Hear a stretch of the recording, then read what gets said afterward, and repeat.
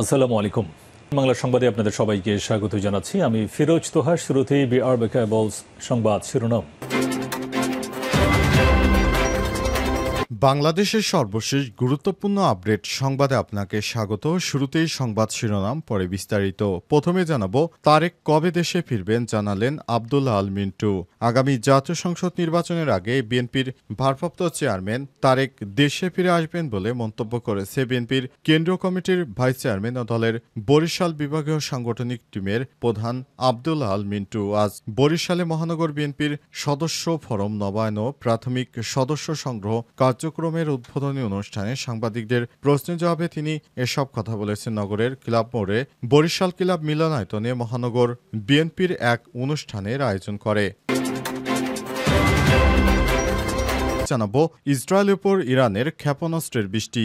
রাতভর উত্তর ও মধ্য ইসরায়েলে ৮০টি ক্ষেপণাস্ত্র নিক্ষেপ করেছে ইরান। ইসরায়েলি সেনাবাহিনী, সরকারি রেডিও এবং টাইমস অব ইসরায়েল এই তথ্য নিশ্চিত করেছে। সব হামলায় ১০ জন ইহুদিবাদী নিহত এবং ২ শতাধিক মানুষ আহত হয়েছে।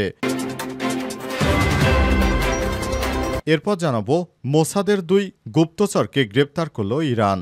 ইসরায়েলের হয়ে গোয়েন্দাগিরি করতে গিয়েছিল ইরানে। সেখান থেকে ২ কুখ্যাত ইহুদি মোসাদের ২ সদস্যকে গ্রেপ্তার করা হয়েছে। আল জাজিরার এক প্রতিবেদনে এই তথ্য জানানো হয়েছে। খবর আল জাজিরা। আধা সরকারি বার্তা সংস্থা তাসনিমে প্রকাশিত প্রতিবেদনে বলা হয়েছে, ওই ২ ব্যক্তি আলবোস প্রদেশে বিস্ফোরক ও বৈদ্যুতিক সরঞ্জাম বানানোর সময় ধরা পড়ে। এদিকে ইরানের ভয়ে রাশিয়ায় পালানো নেতানিয়াহুর ভাইরাল খবর নিয়ে যা জানা গেল।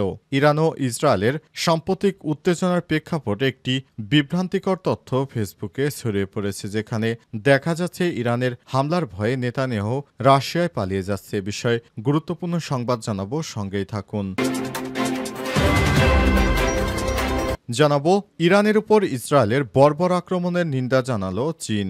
ইরানে ২ শতাধিক যুদ্ধ বিমান দিয়ে চালানো ইসরায়েলের আকস্মিক বর্বর আক্রমণের তীব্র নিন্দা জানিয়েছে চীন। আজ ইরানের ভূখণ্ডে ইসরায়েলের সাম্প্রতিক হামলার তীব্র নিন্দা জানিয়েছে দেশটি। প্রিয় দর্শক, এতক্ষণ শুনছিলেন সংবাদ শিরোনাম, এবারে বিস্তারিত। তবে তার আগে বন্ধুরা, অনুরোধ থাকবে এই সংবাদটিতে একটি লাইক দিন।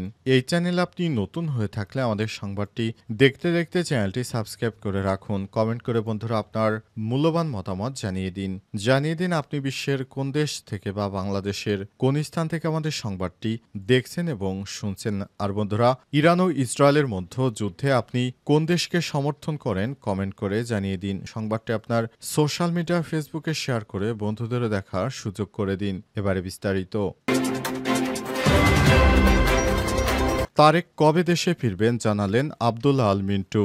আগামী জাতীয় সংসদ নির্বাচনের আগে বিএনপির ভারপ্রাপ্ত চেয়ারম্যান তারেক দেশে ফিরে আসবেন বলে মন্তব্য করেছে বিএনপির কেন্দ্রীয় কমিটির ভাইস চেয়ারম্যান ও দলের বরিশাল বিভাগীয় সাংগঠনিক টিমের প্রধান আব্দুল্লাহ আল মিন্টু। আজ বরিশালে মহানগর বিএনপির সদস্য ফরম নবায়ন ও প্রাথমিক সদস্য সংগ্রহ কার্যক্রমের উদ্বোধনী অনুষ্ঠানে সাংবাদিকদের প্রশ্নের জবাবে তিনি এসব কথা বলেছেন। নগরের ক্লাব মোড়ে বরিশাল ক্লাব মিলনায়তনে মহানগর বিএনপির এক অনুষ্ঠানের আয়োজন করে। তিনি আরো বলেন, সময়মতো নির্বাচন হলে দেশে স্থিতিশীলতা ফিরে আসবে, রাজনৈতিক প্রবৃদ্ধি বাড়বে এবং ব্যবসা বাণিজ্যর গতিশীলতা আসবে। এজন্য তারেকের দেশে ফেরা প্রয়োজন। ফেব্রুয়ারিতে জাতীয় নির্বাচন নিয়ে কিছু দল বিরোধিতা করার বিষয় মিন্টু বলেন, এটাকে গুরুত্ব না দিয়ে দেশের বেশিরভাগ রাজনৈতিক দল কি চায় সেদিকে গুরুত্ব দিতে হবে। দেশে বিএনপি সহ ৬২টি দল রয়েছে, যার বেশিরভাগই নির্বাচনের পক্ষে। অনুষ্ঠানের শেষ পর্যায়ে প্রধান অতিথি মহানগর কমিটির নেতৃত্বের কাছে সদস্য ফরম নবায়ন এবং তৃণমূল পর্যায়ে প্রাথমিক সদস্য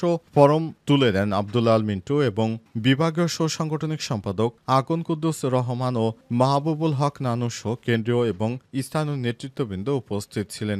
এ সময় তারা বলেন, আমাদের নেতা তারেক রহমান খুব শীঘ্রই দেশে ফিরে আসবে এবং দেশের সাধারণ মানুষের পাশে দাঁড়াবে। দীর্ঘদিন ধরে তিনি লন্ডনে রয়েছেন তারেক রহমান। ইসরায়েলের উপর ইরানের ক্ষেপণাস্ত্রের বৃষ্টি। রাতভর উত্তর ও মধ্য ইসরায়েলে ৮০টি ক্ষেপণাস্ত্র নিক্ষেপ করেছে ইরান। ইসরায়েলি সেনাবাহিনী, সরকারি রেডিও এবং টাইমস অফ ইসরায়েল এই তথ্য নিশ্চিত করেছে। এসব হামলায় ১০ জন নিহত, ২ শতাধিক মানুষ আহত হয়েছে। টাইমস অফ ইসরায়েল জানিয়েছে যে প্রথম ভলিতে ৪০টি ক্ষেপণাস্ত্রের মধ্যে একটি উত্তর ইসরায়েলের ফিলিস্তিন অধ্যুষিত শহর তামরার একটি বাড়িতে আঘাত করেছে, যার ফলে ৪ জন বেসামরিক নিহত হয়েছে।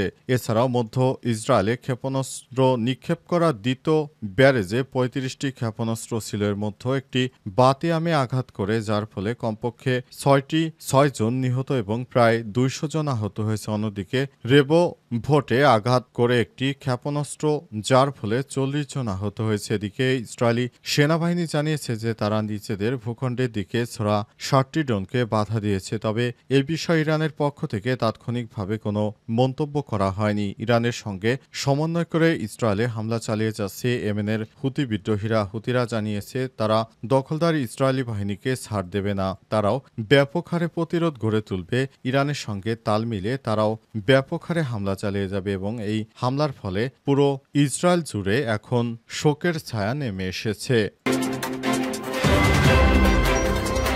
ইরান থেকে মোসাদের ২ গুপ্তচরকে গ্রেপ্তার করল ইরান। ইরানে ইসরায়েলের গোয়েন্দা সংস্থা মোসাদের ২ সক্রিয় সদস্যকে গ্রেপ্তার করা হয়েছে। তারা দখলদার ইসরায়েলের হয়ে ইরানে ব্যাপক হারে গুপ্তচর বৃত্তি করছিল। এ অভিযোগে তাদেরকে একই এলাকা থেকে গ্রেপ্তার করা হয়েছে। এ সময় তারা ইসরায়েল এর লোক হয়ে ইরানের মধ্য থেকে তারপর দখলদার ইসরায়েলের পক্ষে বিভিন্ন তথ্য আদান প্রদান করছিল এবং তারা ইরানকে কিভাবে ধ্বংস করা যায় এই রুটম্যাপ দিচ্ছিল ইসরায়েলের হাতে। তাই তাদেরকে ইরানের গোয়েন্দা সংস্থার সদস্যরা গ্রেপ্তার করেছে। তবে কিভাবে তারা দেশের মধ্যে এসেছে এবং কিভাবে তারা এই কাজগুলো করছে সে বিষয়ে এখনো জানা যায়নি। ইরানের অভ্যন্তরে যে যুদ্ধ শুরু হয়েছে সেটি খুবই মর্মান্তিক যুদ্ধ, আর এতে দখলদার ইসরায়েলি বাহিনী খুবই সক্রিয়ভাবে ইরানের বিরুদ্ধে এই কূট রাজনৈতিক কৌশল হিসেবে যুদ্ধ চালিয়ে যাচ্ছে। মুসলিমদের শক্তিশালী রাষ্ট্র ইরানকে দমানোর জন্য ইহুদিবাদীরা খুব জঘন্যতম আচরণ করছে। তারা ইরানের বিভিন্ন পারমাণবিক স্থাপনাগুলিকে গুঁড়িয়ে দেওয়ার চেষ্টা করছে, যা সত্যি খুবই দুর্ভাগ্যজনক, যা আমাদেরকে খুবই আশাহত করেছে। ইরানের ভয়ে রাশিয়ায় পালালেন নেতানিয়াহু, ভাইরাল খবরটি ভুয়া। ইরান ও ইসরায়েলের সাম্প্রতিক উত্তেজনার প্রেক্ষাপটে একটি বিভ্রান্তিমূলক ভিডিও ছড়িয়ে পড়েছে, যেটিতে জানা যায় যে নেতানিয়াহু নাকি ইসরায়েল ছেড়ে ইরানের হামলার ভয়ে দেশ থেকে পালিয়ে গেছে। কিন্তু নেতানিয়াহু পালায়নি, তিনি তার দেশেই অবস্থান করছেন। একটি মিথ্যা তথ্য ছড়িয়ে পড়েছে যে ইসরায়েলি প্রধানমন্ত্রী বেঞ্জামিন নেতানিয়াহু এবার তার নিজ দেশ ছেড়ে পালিয়ে গেছেন। তবে সেটি সম্পূর্ণ মিথ্যা এবং ভিত্তিহীন। আজ আল জাজিরার এক প্রতিবেদনে বিষয়টি জানানো হয়েছে। সেখানে দেখা গেছে যে নেতানিয়াহু এখনও তার দেশে অবস্থান করছে।